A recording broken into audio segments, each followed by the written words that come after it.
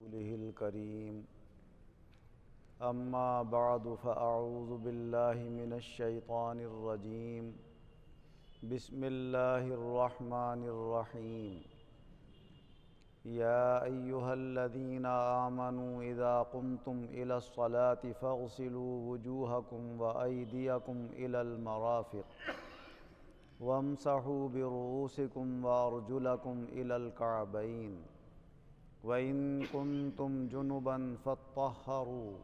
وَإِن كُنتُم مَّرْضَىٰ أَوْ عَلَىٰ سَفَرٍ أَوْ جَاءَ أَحَدٌ مِّنكُم مِّنَ الْغَائِطِ أَوْ لَامَسْتُمُ النِّسَاءَ فَلَمْ تَجِدُوا مَاءً فَتَيَمَّمُوا صَعِيدًا طَيِّبًا فَامْسَحُوا بِوُجُوهِكُمْ وَأَيْدِيكُم مِّنْهُ ما يريد الله ليجعل عليكم من حرج ولكن يريد ليطهركم وليتم نعمته عليكم لعلكم تشكرون۔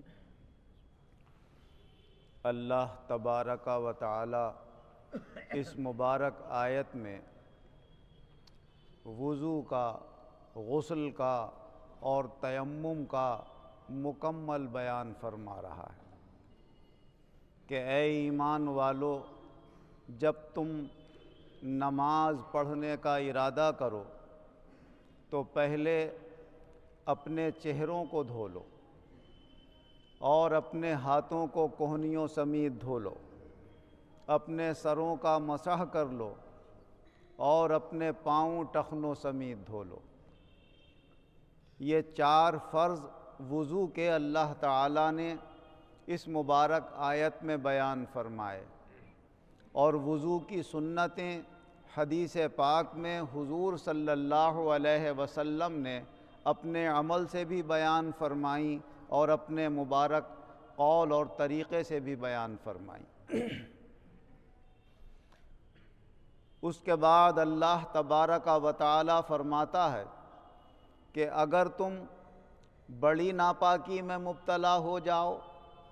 جس کی وجہ سے غسل فرض ہو جاتا ہے تو پھر خوب پاکی حاصل کرو، یعنی مکمل طہارت حاصل کرو اور پورا غسل کرو۔ اور اگر تم بیمار ہو یا سفر پر گئے ہوئے ہو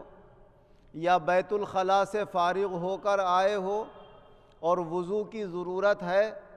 اگر پانی میسر نہیں ہے یا بیماری کی وجہ سے پانی استعمال نہیں کر سکتے تو تیمم کر لو۔ پاک مٹی پر ہاتھ مار کر، اس کا طریقہ یہ ہے کہ پاک مٹی ہو یا مٹی سے بنی ہوئی کوئی ٹھلیا وغیرہ ہو، یا ہماری دیواریں جو مٹی کی ہیں یا اینٹوں کی ہیں یا اس پر چونا کیا ہوا ہے، پکا پینٹ نہیں ہے، تو ان سے بھی ہم ہاتھ مار کے ان کے اوپر بھی تیمم اختیار کر سکتے ہیں۔ اور اگر پینٹ کیا ہوا ہے اور اس پر گرد و غبار ہے تو اس گرد و غبار پہ ہاتھ مار کے بھی ہم تیمم کر سکتے ہیں۔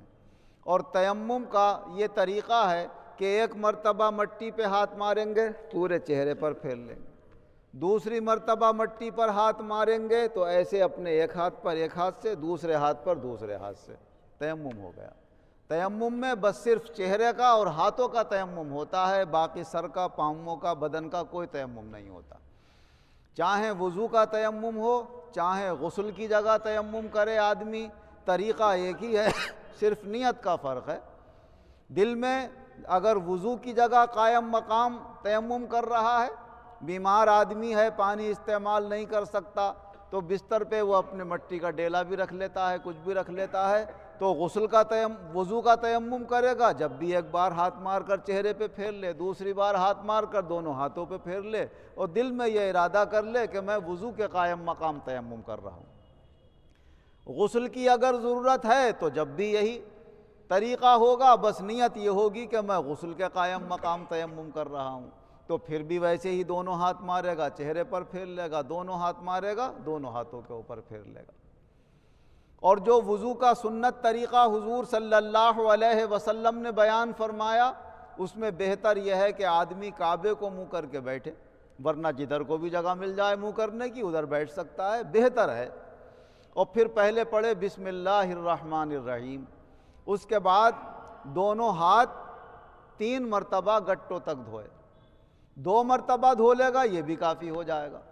1 مرتبہ میں ذرا پانی پہنچنے میں دشواری ہوتی ہے، اگر کوئی ایک بار میں بھی پانی پہنچا سکتا ہے پورے وضو پر تو 1 مرتبہ بھی کافی ہے، لیکن بہرحال کم سے کم 2 مرتبہ ہو جائے تو زیادہ بہتر. 1 سے کم نہیں ہونا چاہیے اور 3 سے زیادہ نہیں ہونا چاہیے.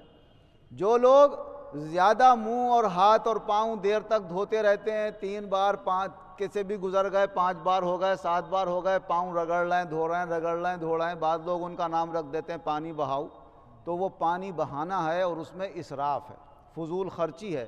پانی بے وجہ بہانے کا آدمی گناہگار بھی ہوتا ہے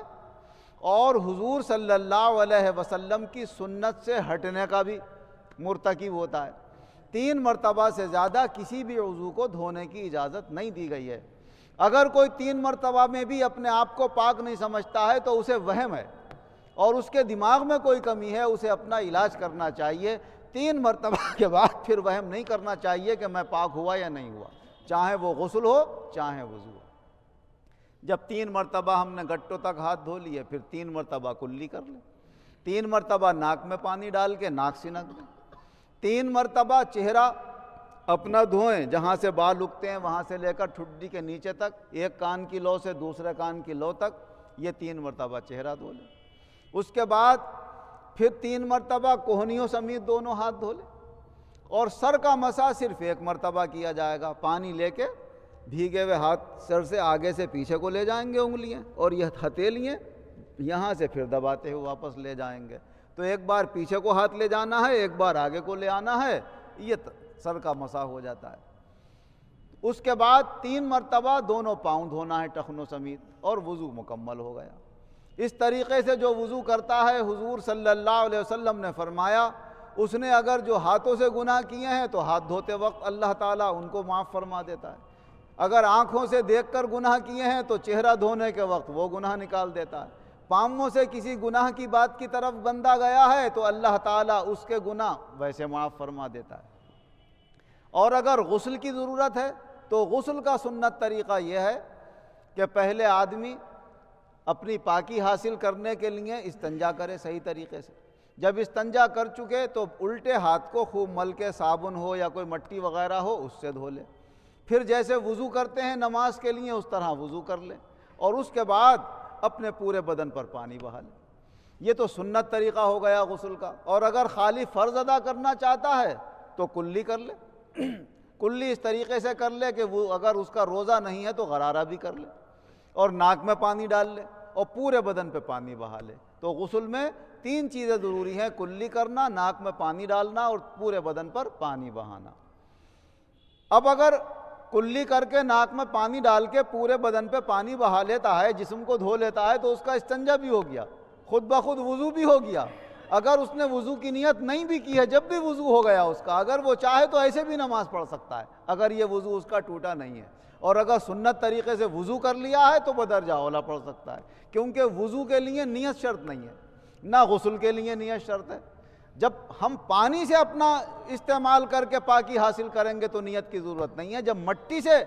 ہم تیمم کر کے پاکی حاصل کریں گے وہاں نیت کی ضرورت ہے، وہاں ہمیں نیت کرنا پڑے گی کہ ہم پاکی کی نیت کر رہے ہیں یا وضو کی نیت کر رہے ہیں. تو اس قرآن پاک کی آیت میں اللہ تبارک و تعالیٰ نے وضو کے فرائض بھی بیان فرمائے، غسل کا حکم بھی دیا اور تیمم کا بھی. تیمم اسی موقع پر کیا جائے گا جبکہ پانی یا تو میسر نہیں ہے یا پانی ہے تو ایسی بیماری ہے جس کی وجہ سے آدمی پانی استعمال نہیں کر سکتا، اور اگر استعمال کر سکتا ہے چاہے گرم کر کے کر سکتا ہو تو پھر اسے وضو ہی کرنا ہوگا اور غسل ہی کرنا ہوگا. اللہ تبارک و تعالی ہمیں غسل، وضو، تیمم وغیرہ کے طریقے اور جو بھی ہمارے اسلامی طریقے ہیں اللہ انہیں سیکھ کر ہمیں اس کے مطابق عمل کرنے کی توفیق عطا فرمائے. بہت سی باتیں سامنے ایسی آتی ہیں کہ جب آدمی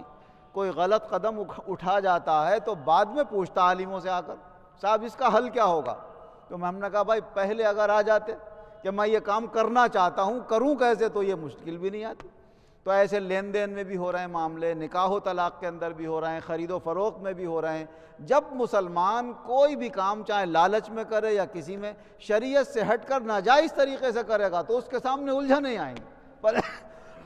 پریشانیاں آئیں گی، اور اس کے لیے سکون اور اطمینان کا راستہ بس ایک ہی ہے کہ قرآن حدیث کے مطابق کرے، اور اگر کبھی خدا نخواستہ کوئی غلطی ہو بھی جائے تو اپنی غلطی اور کمی کا اعتراف کر کے اللہ کے دربار میں توبہ کرے کہ مولا مجھ سے غلطی ہو گئی، میں نے یہ غلط کام کر لیا، تو اللہ تعالیٰ پھر بھی اسے پریشانیوں سے بچا دیتا ہے۔ اللہ تعالیٰ ہر پریشانی سے تمام مسلمانوں کو محفوظ رکھے، سب کے گھروں میں چین، سکون اور اطمینان قائم فرمائے۔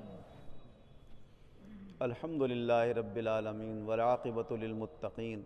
والصلاة والسلام علی خیر خلقہ محمد وآلہ واصحابہ اجمعین۔ اے اللہ، کل عالم کے مسلمانوں پر رحم و کرم فرما، سب کے گناہوں کو معاف فرما،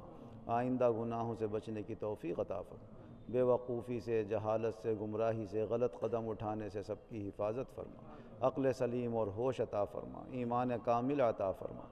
اعمال خیر کی توفیق عطا فرما، نیک نیتی، ایمانداری، امانت داری، سچائی کی دولت عطا فرما، جو ہم سے قصور، خطائیں، غلطیاں ہو گئیں اپنے رحم و کرم سے معاف فرما، بیماروں کو شفا عطا فرما، قرضداروں کو قرضوں سے نجات عطا فرما،